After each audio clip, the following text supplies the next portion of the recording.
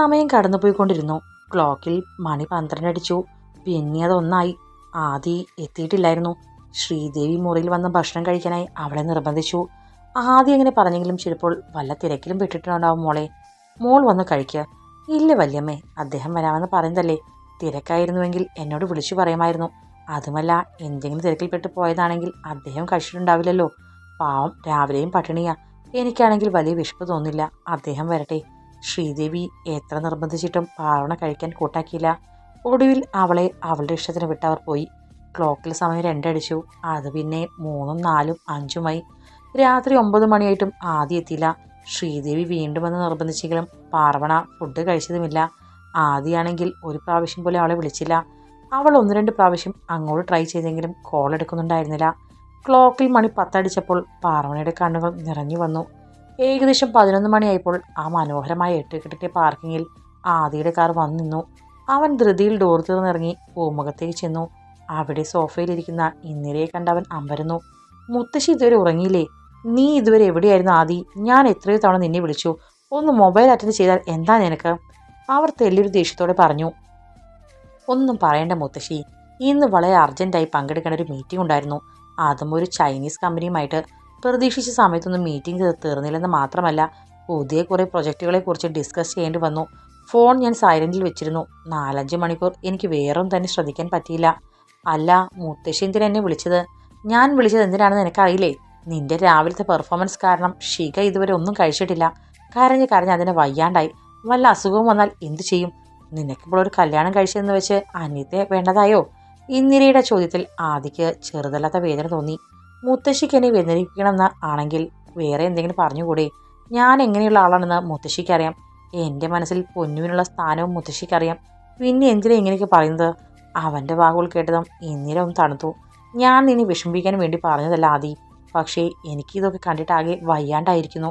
പൊന്നുവിനോട് മുത്തശ്ശിക്കുള്ള വാത്സല്യവും സ്നേഹമൊക്കെ എനിക്ക് മനസ്സിലാവും. പക്ഷേ അവൾ മറ്റുള്ളവരെ ഒരു കാരണവുമില്ലാതെ വേദനിപ്പിക്കുമ്പോൾ അതിന് മുത്തശ്ശി കൂട്ടു നിൽക്കരുത്. അതൊരിക്കലും ശരിയായ കാര്യമല്ല. പാർവണ എൻ്റെ ഭാര്യയാണ്. എനിക്ക് അവളോട് ചെറുതല്ലാത്ത ഒരു ഉത്തരവാദിത്തമുണ്ട്. പൊന്നുവിനോട് സ്നേഹമാണെന്ന് വെച്ച് പാർവണയെ അവൾക്ക് തട്ടിക്കളിക്കാൻ ഇട്ടുകൊടുക്കാൻ പറ്റില്ല. ആദ്യം അത് പറഞ്ഞതും ഇന്ദിരയുടെ മുഖം മാറി. അവർക്ക് പാർവണയെക്കുറിച്ച് 2-3 കുറ്റങ്ങൾ പറയണമെന്നുണ്ടായിരുന്നു. പക്ഷേ അവൻ്റെ അടുത്ത് അത് നടക്കില്ലെന്ന് വിചാരിച്ചിട്ടാവും അവർ മിണ്ടാതിരുന്നു. മുത്തശ്ശി വിഷമിക്കണ്ട, ഞാൻ പോയി പൊന്നുവിനെ കാണട്ടെ.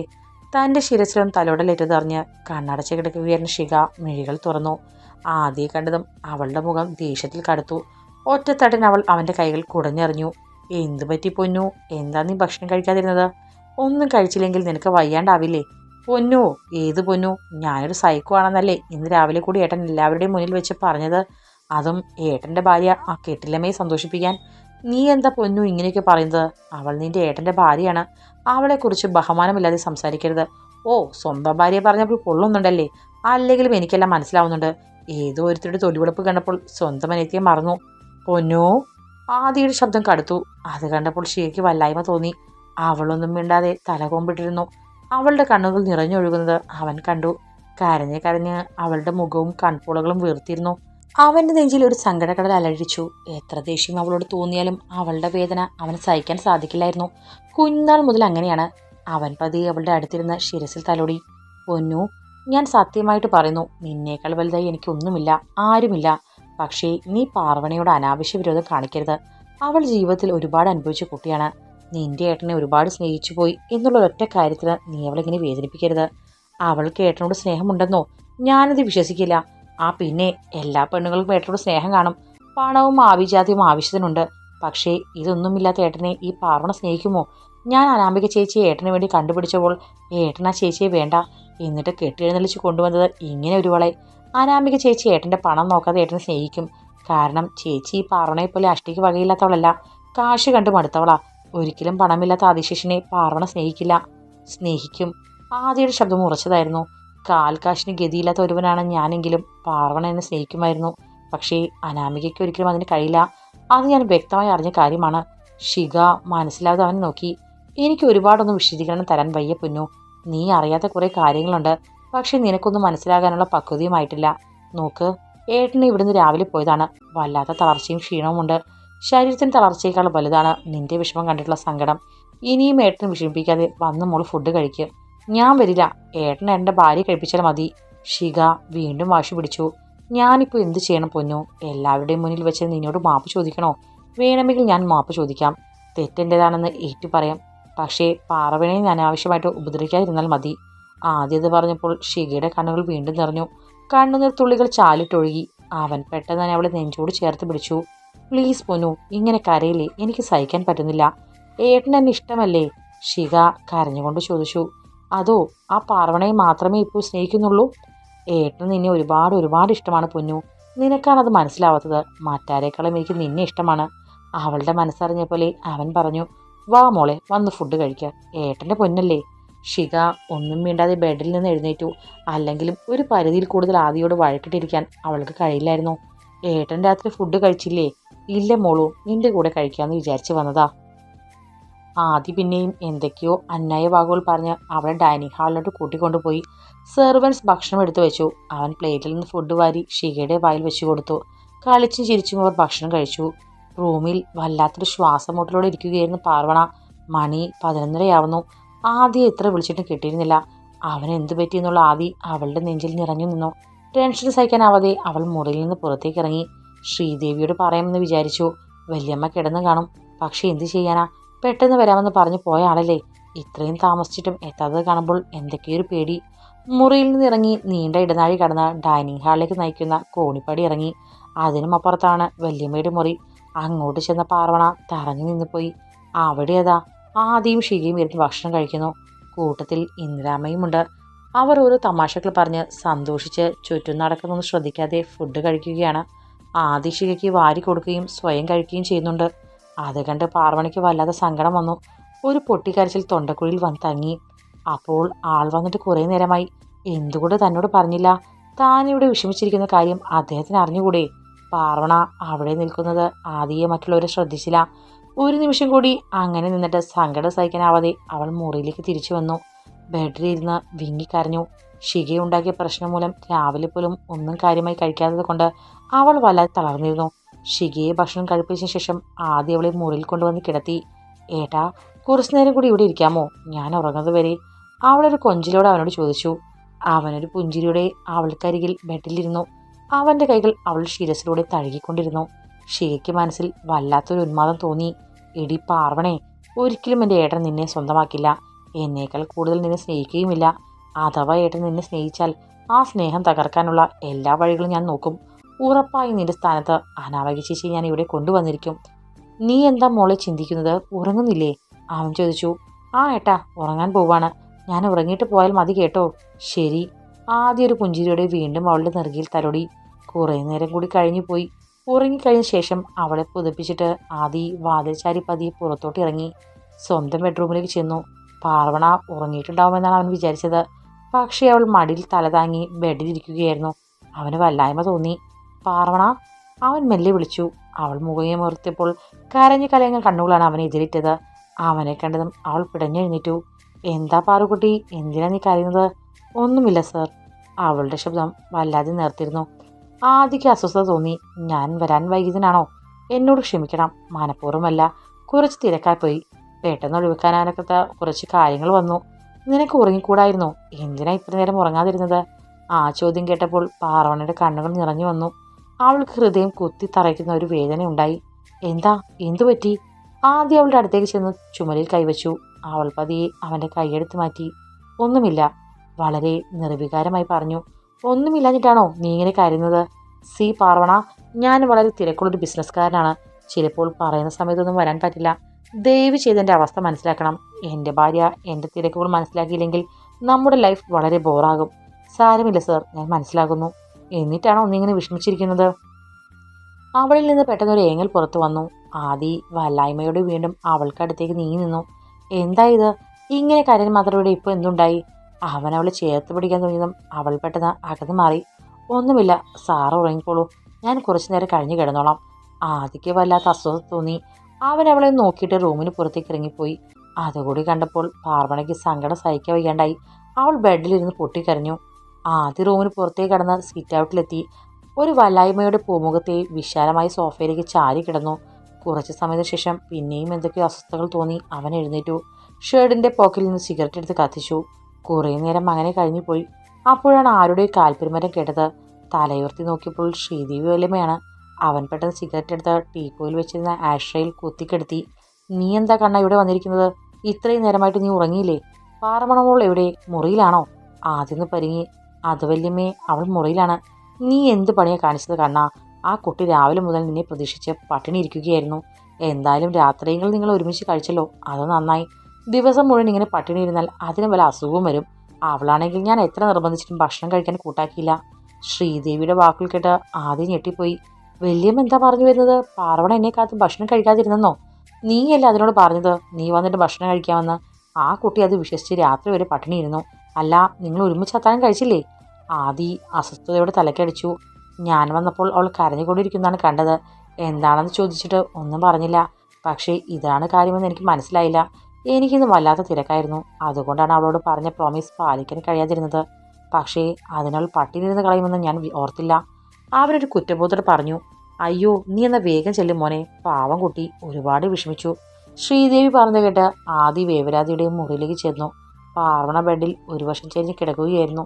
ശരീരം ഉയർന്നു താഴ്ന്നതിൽ നിന്ന് അവൾ കരയുകയാണെന്ന് അവന് മനസ്സിലായി. അവൻ പെട്ടെന്ന് തന്നെ അവൾക്കരികിൽ ചെന്ന് ബെഡിലിരുന്ന് ശിരസിൽ കൈവച്ച് വിളിച്ചു. പാർവണ. അവന്റെ ശബ്ദം കേട്ടതും അവൾ ഞെട്ടിപ്പിടഞ്ഞ് എഴുന്നേറ്റു ഒരു കോണിലേക്ക് ഒതുങ്ങിയിരുന്നു. അവനെ നോക്കിയിട്ട് മുഴുങ്ങുനിച്ചു. ചിറകൊതുക്കിയ പാടപ്രാവിനെ പോലെ അവളുടെ അരിപ്പ് കാണുകയെ ആദ്യയുടെ മനസ്സ് ആർദ്രമായി. അലിവിനാൽ തൻ്റെ നെഞ്ച് നനഞ്ഞു കുതിരുന്നത് അവൻ അറിഞ്ഞു. അവൻ പെട്ടെന്ന് അവളുടെ അടുത്തേക്ക് നീങ്ങിയിരുന്ന് അവളെ ചേർത്ത് പിടിച്ചു. അവൻ്റെ കരസ്പർശമേറ്റതും അവളൊന്ന് വിറച്ചു. അവനെ നോക്കാതെ അവൾ കുമ്പിട്ടിരുന്നു. പാറുക്കുട്ടി, ഇവിടെ നോക്ക് വാവേ, അവൻ ആർദ്രതയോടെ പറഞ്ഞു. കണ്ണീർ തുറുമ്പുന്ന മിഴികളോടെ അവൾ മുഖമുയർത്തി നോക്കി. എന്താ എൻ്റെ പാറുക്കുട്ടി ഇതുവരെ ഒന്നും കഴിക്കാതിരുന്നത്? എന്തിനാ ഇത്ര നേരം പട്ടിണി ഇരുന്നത്? അവളുടെ താടിത്തുമ്പിൽ മൃദുവായി പിടിച്ചുകൊണ്ടവൻ ചോദിച്ചു. ഒരുമിച്ച് കഴിക്കാമെന്ന് എന്നോട് പറഞ്ഞതല്ലേ? അത് ചോദിച്ചതും ഒരേങ്ങൽ അവളുടെ ഉള്ളിൽ നിന്ന് പുറത്തു ചാടി. അവൾക്ക് നിയന്ത്രിക്കാൻ കഴിയാതെ കണ്ണീരൊഴുക്കിക്കൊണ്ടിരുന്നു. എനിക്ക് തിരക്കായി പോയിട്ടല്ലേ, മനഃപൂർവ്വമല്ലല്ലോ. മാത്രമല്ല നീ കഴിച്ചിട്ടുണ്ടാവുമെന്നാണ് ഞാൻ വിചാരിച്ചത്. ഇയാൾ കഴിക്കാതെ ഞാനെങ്ങനെ കഴിക്കാനാ? രാവിലെ ഇറങ്ങിപ്പോയതല്ലേ, ഒരു വിവരവും അറിയാൻ പറ്റിയില്ല. ഞാൻ വിളിച്ചിട്ട് പോലും എടുത്തില്ല. വിഷമിച്ചു പോയതാണെന്നറിയാം. അതൊക്കെ ഓർക്കുമ്പോൾ ഞാൻ എങ്ങനെ ഫുഡ് കഴിക്കാനാ? അവൾ കുട്ടികളെപ്പോലെ പദം പറഞ്ഞ് കരഞ്ഞുകൊണ്ടിരുന്നു. അവൾക്ക് തന്നോടുള്ള കരുതൽ ഓർത്തപ്പോൾ ആദിത്യയുടെ ഹൃദയം വീണ്ടും അനിവിലാൻ കുതിർന്നു. പാവം പെണ്ണ്. അവൻ്റെ ഹൃദയം മന്ത്രിച്ചു. ഐ എം സോറി മോളെ, നീ ഇങ്ങനെയൊക്കെ വിചാരിച്ചുകൊണ്ട് പട്ടിണി ഇരിക്കുമെന്ന് ഞാൻ ഒട്ടും പ്രതീക്ഷിച്ചില്ല. ശരി, വാ നമുക്ക് കഴിക്കാം. എനിക്ക് വേണ്ട, അവൾ പതിയെ പറഞ്ഞു. വെറുതെ വാശി കാണിക്കില്ലേ പാർവണ, എൻ്റെ കൂടെ വാ, ഞാൻ നിനക്ക് ഭക്ഷണം എടുത്ത് തരാം. വാശിയൊന്നുമല്ല, എനിക്കിനി വേണ്ട. പാർവണ വീണ്ടും കരയാൻ തുടങ്ങി. ആദ്യം പെട്ടെന്ന് അവളെ തന്നെ നെഞ്ചിലേക്ക് വലിച്ചിട്ടു. അവൾക്ക് തടയാൻ കഴിയും മുൻപ് നെറ്റിയിലും കണ്ണുകളിലും ചുണ്ടുകളിലും പതിയെ ഉമ്മ വെച്ചു. എതിർക്കാൻ ശ്രമിച്ചെങ്കിലും അവൻ്റെ മൃദുവായ സ്പർശനങ്ങളിൽ അവൾ തളർന്നു പോയിരുന്നു. തൻ്റെ മാറിൽ ചേമ്പിൻ തട്ട് പോലെ കിടക്കുന്നവളെ കണ്ടപ്പോൾ അവന് വീണ്ടും കുറ്റബോധം തോന്നി. Sorry, sorry. അവളുടെ കണ്ണുകളിൽ വീണ്ടും വീണ്ടും ചുംബിച്ചുകൊണ്ട് അവൻ പറഞ്ഞു. പിന്നെ കൈകളിൽ അവളെ കോരിയെടുത്ത ഡൈനിങ് റൂമിലേക്ക് കൊണ്ടുപോയി അവിടെ ഒരു കസാരയിലിരുത്തി. മറ്റാരെയും വിളിക്കാതെ ടേബിളിൽ ചോറെടുത്തൊരു പ്ലേറ്റിൽ വിളമ്പി കറികളും ഒഴിച്ചു. ഒരു പിടി വാരിക്കൊണ്ട് അവൾക്ക് നേരെ നീട്ടി. ദാ കഴിക്ക്. അവൾ അനങ്ങിയില്ല. ഇനി എനിക്ക് ദേഷ്യം വരുവേ, എൻ്റെ പാറുകുട്ടിയല്ലേ, വാ തുറന്നേ. അവനൊരു കൊഞ്ചലോട് പറഞ്ഞതും അവൾ അറിയാതെ വാ തുറന്നു പോയി. പതിയെ പതിയെ ആ ഫുഡ് മുഴുവൻ അവൻ അവളെ കൊണ്ട് കഴിപ്പിച്ചു. ഇടയ്ക്ക് വെള്ളം കുടിപ്പിച്ചു. പാർവണയുടെ കണ്ണുകൾ നിറഞ്ഞു തൂവി. ജീവിതത്തിൽ തന്നെ ഇങ്ങനെ ആരും സ്നേഹിച്ചിട്ടില്ല എന്ന് അവൾ ഓർത്തു. അവളുടെ മനസ്സിൽ അവൻ്റെ സ്ഥാനം ദൈവത്തോളം വലുതാവുകയായിരുന്നു. അവളെ ചേർത്ത് പിടിച്ചുകൊണ്ടാണ് അവൻ ബെഡ്റൂമിലേക്ക് പോയത്. അവൻ ഷർട്ട് ഒരു ഡ്രസ്സിംഗ് ടേബിൾ ഇട്ടതിനു ശേഷം ബെഡിലേക്ക് കിടന്നു. പാർവണ അവിടെ ഒരറ്റത്ത് മുഖം കുനിച്ച് നിൽക്കുകയായിരുന്നു. നാണിച്ച് നിൽക്കാതെ ഇങ്ങ് വാ പെണ്ണെ, കിടക്കാം. സമയം അർദ്ധരാത്രിയായി. ഇനിയിപ്പോൾ നാണിക്കാനൊന്നും സമയമില്ല. നമുക്ക് വേഗം കാര്യപരിപാടിയിലേക്ക് കടക്കാം. ആദ്യം ചിരിച്ചുകൊണ്ട് പറഞ്ഞു. പാർവണയുടെ മുഖം ചുവന്നു. അവൾ സങ്കോചത്തോടെ പതിയെ ബെഡിൻ്റെ ഒരറ്റത്തേക്ക് ഇരുന്നു. അവൻ അവളെ ബെഡിലേക്ക് പിടിച്ചു കിടത്തി. അവളുടെ ശരീരം നടുങ്ങി വിറയ്ക്കുന്നത് കണ്ട് അവന് ചിരി വന്നു. എന്താണ് പാറുകുട്ടിയമ്മ ആലോചിച്ച് കൂട്ടുന്നത്? സത്യം പറഞ്ഞാൽ ഇന്നൊരു ബലാത്സംഗം നടത്താനെന്ന് വിചാരിച്ചാണ് ഞാൻ വന്നത്. പക്ഷേ ഇന്ന് മൊത്തം പട്ടിണി ഇരുന്ന് നീ അത് താങ്ങില്ല. അതുകൊണ്ട് മോളെ, ആവശ്യമില്ലാത്ത ഒന്നും വിചാരിക്കാതെ കിടന്നുറങ്ങാൻ നോക്ക്. പാർവണിയുടെ ചുവന്നു വരുന്ന മുഖത്തേക്ക് ആദി കൗതുകത്തോടെ നോക്കി. അവളെ കെട്ടിപ്പിടിച്ച് തൻ്റെ മാറോട് ചേർത്തു. കണ്ണുകളിലും ചുണ്ടുകളിലും ഉമ്മ വച്ചുകൊണ്ടിരുന്നു. അവൻ്റെ ഓരോ സ്പർശനത്തിലും അവൾ പിടഞ്ഞ് തരളിതയായി. കുറച്ചു കഴിഞ്ഞ് അവൻ ചുംബനം നിർത്തി അവളുടെ ശിരസ് തൻ്റെ ദൃഢമായ മാറിലേക്ക് ഒന്നുകൂടി ചേർത്ത് പിടിച്ചു. ഉറങ്ങിക്കോ, ഗുഡ് നൈറ്റ്. ആദിയുടെ കണ്ണുകൾ അടഞ്ഞു പോകും നോക്കി പാർവണ കിടന്നു. നിഷ്കളങ്കമായി അവൻ്റെ മുഖത്തേക്ക് നോക്കിയപ്പോൾ അവൾക്ക് വീണ്ടും വീണ്ടും അവനോട് ഒരുപാട് സ്നേഹം തോന്നി. പാവം എൻ്റെ രാജകുമാരൻ. അവൾ അവൻ്റെ മുടിയിഴകളിൽ മാടി ഒതുക്കി വെച്ചു. പിറ്റേന്ന് ആദ്യം കുറെ വൈകിയാണ് എഴുന്നേറ്റത്. പാർവണ രാവിലെ എഴുന്നേറ്റ് കുളിച്ചു. ഒരു ഇളനീല സാരിയും ബ്ലൗസുമാണ് അവൾ ധരിച്ചത്. നീണ്ട മുടി കുളിപ്പിന്നിലിട്ടു. അവൾ കുളി കഴിഞ്ഞ് ഡ്രസ്സ് ധരിച്ചു വരുമ്പോൾ ആദി ബെഡിൽ എഴുന്നേറ്റിരിക്കുകയായിരുന്നു. അവൻ്റെ മുഖത്ത് ഉറക്കച്ചടവ് ദൃശ്യമായിരുന്നു. എഴുന്നേൽക്കുന്നില്ലേ? ഇന്നലെയും കാര്യമായിട്ടൊന്നും കഴിച്ചിട്ടില്ലല്ലോ. എഴുന്നേറ്റ് ഫ്രഷ് ആയിക്കേ, ഞാൻ കോഫി എടുത്തുകൊണ്ട് വരാം. എനിക്ക് സാധാരണ ജോഗിംഗ് ഒക്കെ ഉള്ളതാ. പിന്നെ ജിമ്മിൽ കുറച്ച് എക്സസൈസ്, ഇന്നെല്ലാം മുടങ്ങിപ്പോയി, അവൻ പറഞ്ഞു. സാരമില്ല, ഒരു ദിവസമല്ലേ. എഴുന്നേറ്റ് കുളിക്കാട്ടോ, എന്നിട്ട് ഫുഡ് കഴിക്കാം. ആഴ്ത്തി എഴുന്നേറ്റ് ഫ്രഷായി വന്നപ്പോഴേക്കും അവൾ ചായ കൊണ്ടുവന്നിരുന്നു. അവൻ ബെഡിലിരിക്കുകയായിരുന്നു. അവൻ്റെ കഴുത്തിലെ രുദ്രാക്ഷമാലയിലേക്കും നെഞ്ചിലെ രോമങ്ങളിലേക്കും പാർവണയുടെ നോട്ടം ചെന്നെത്തി. എന്താണ് തമ്പുരാട്ടി കുട്ടി ഇങ്ങനെ നോക്കുന്നത്? ഭയങ്കര സ്കാനിങ് ആണല്ലോ. എന്നെ എന്തെങ്കിലും ചെയ്യാൻ ഉദ്ദേശമുണ്ടോ? ഞാനൊരു പാവമാണ്, ഉപദ്രവിക്കരുത്. അവളുടെ മുഖം ചുവന്നു. അവൾക്ക് ചിരിയും വന്നു. ഒന്ന് പോ മനുഷ്യ, എന്ത് മണ്ടത്തരമൊക്കെ പറയുന്നേ. വലിയ തമാശ എന്ന വിചാരം. ദാ കോഫി കുടിക്ക്, എന്നിട്ട് പോയി കുളിക്ക്. അവൾ അവൻ്റെ കയ്യിലേക്ക് കപ്പ് വെച്ച് കൊടുത്തു. അവനത് വാങ്ങിയ ശേഷം പെട്ടെന്ന് അവളെ വലിച്ച് തൻ്റെ മടിയിലേക്ക് ഇട്ടു. ഒട്ടും പ്രതീക്ഷിക്കാതിനാൽ ആവാം അവളുടെ മുഖം ലജ്ജയാൽ കൂമ്പിപ്പോയി. ചായ കുടിച്ചോ? അവൻ ചുണ്ടുകൾ അവളുടെ ചെവിയിൽ ചേർത്തുകൊണ്ട് ചോദിച്ചു. അവൻ്റെ സ്പർശനം ഏൽക്കുമ്പോഴൊക്കെ അവൾക്ക് ദേഹം കുളിർന്നു. ഇല്ല, ഞാൻ പിന്നെ കുടിച്ചോളാം. ആദ്യം പെട്ടെന്ന് തന്നെ ചായക്കപ്പെടുത്ത് അവളുടെ ചുണ്ടോട് ചേർത്തു. ദാ കുടിക്ക്. വേണ്ട, ഞാൻ കുടിച്ചോളാമെന്ന് പറഞ്ഞില്ലേ. കുടിക്കാൻ പറഞ്ഞാൽ കുടിക്കണം. അവൻ്റെ സ്വരം പെട്ടെന്ന് ഗൗരവത്തിലായി. അവൾ അവരെ തൻ്റെ ചുണ്ടോടടുപ്പിച്ച ചായ കുറച്ച് മൊത്തി കുടിച്ചു. പകുതിയോളം ചായ അവളെ കൊണ്ട് കുടിപ്പിച്ച ശേഷം അവനത് ചുണ്ടിൽ ചേർക്കാൻ ഭാവിച്ചു. അയ്യോ വേണ്ട സാർ. എന്തു പറ്റി? അവൻ തിരിച്ചു വച്ചു. അത് ഞാൻ കുടിച്ചതിൻ്റെ ബാക്കിയല്ലേ. ഞാൻ വേറെ എടുത്തുകൊണ്ട് തരാം. നിന്റെ ബാക്കി ഞാൻ കഴിച്ചോളാം പെണ്ണേ, ഒരു പ്രശ്നവുമില്ല. അവൻ അവളെ നോക്കി ഒരു കളിയാക്കി ചിരിയോടെ ആ ചായ മുഴുവൻ കുടിച്ചു. പാർവണയുടെ ഹൃദയം വല്ലാത്ത ആർദ്രമായി. അവൻ അവളെ ഒന്നും കൂടി അടുക്കി പിടിച്ച് നെറ്റിയിൽ ചുംബിച്ചു. ഇനി എൻ്റെ തമ്പുരാട്ടി കുട്ടി പോയി ഭക്ഷണം കഴിക്കാൻ നോക്ക്. നമുക്ക് ഒരുമിച്ച് കഴിക്കാം, അവൾ ചിണുങ്ങിക്കൊണ്ട് പറഞ്ഞു. ഒരുമിച്ച് കഴിക്കാനോ? വേണ്ട വേണ്ട, ഞാൻ കുളിച്ചിട്ട് കൂടിയില്ല. ഇന്നലെ നീ മര്യാദയെ ഫുഡ് കഴിച്ചിട്ടില്ല. ഒരു കാര്യം ഞാൻ പറഞ്ഞേക്കാം, ഫുഡ് കഴിക്കുന്ന കാര്യത്തിൽ ഒരു കോംപ്രമൈസും പാടില്ല. ഇനി ഒരിക്കലും ഫുഡ് കഴിക്കാൻ വേണ്ടി എന്നെ കാത്തിരിക്കാൻ പാടില്ല. നിനക്ക് വല്ല അസുഖവും വന്നാൽ ഞാൻ തന്നെ ടെൻഷൻ അടിക്കണം. അതുകൊണ്ട് എൻ്റെ മോള് പോയി കഴിക്കാൻ നോക്ക്. അല്ല ഞാൻ ചെല്ല് പാറുകുട്ടി, ഞാൻ പറയുന്നത് കേൾക്ക്. ഇന്ന് നമുക്ക് ഒരുമിച്ച് കഴിക്കാം. ഇനി ഞാൻ കാത്തിരിക്കില്ല, അതുപോലെ. അവളുടെ മുഖം കണ്ടപ്പോൾ അവന് ചിരി വന്നു. എന്നാൽ ശരി, ഞാൻ കുളിച്ചിട്ട് വരാം. ഞാൻ രാവിലെ എടുത്ത് തരാം, പാർവണ പറഞ്ഞു. സാധാരണ ഞാൻ എൻ്റെ കാര്യങ്ങളൊക്കെ തനിയെ ചെയ്യാറുള്ളത്. നീ എന്നെ ചീത്തയാക്കുമല്ലോ പെണ്ണേ, ആദി ചിരിച്ചുകൊണ്ട് ചോദിച്ചു. അതൊക്കെ ഒരു ഭാര്യയുടെ സന്തോഷമാണ്, അതൊന്നും സാറിന് പറഞ്ഞാൽ മനസ്സിലാവില്ല. ആദ്യം അവിടെയുള്ള ചെയറുകളിൽ ഒന്നിലിരുന്നു. പാർവണയെ അവൻ പ്രണയത്തോടെയും കുസൃതിയോടെയും നോക്കി. എന്തായാലും ഇത്രയും ചെയ്തു തന്നല്ലേ, ഈ എണ്ണ കൂടിയും തലയിൽ തേച്ചതാ, അവൻ പറഞ്ഞു. അവൾ ലജ്ജ കലർന്ന മുഖത്തോടെ അവൻ്റെ അടുത്തേക്ക് ചെന്ന് കയ്യിൽ എണ്ണെടുത്ത് അവൻ്റെ തലയിൽ തടവാൻ തുടങ്ങി. വിവരിക്കാനാവാത്തൊരു സുഖാനുഭൂതിയിൽ അവൻ്റെ കണ്ണുകൾ അടഞ്ഞുപോയി. എന്താ ഇത്, ഉറങ്ങുകയാണോ? അവൻ്റെ ഭാവം കണ്ട് അവൾ ചെറിയ ചിരിയോട് ചോദിച്ചു. അവൻ പുഞ്ചിരിയോടെ കണ്ണു തുറന്നു.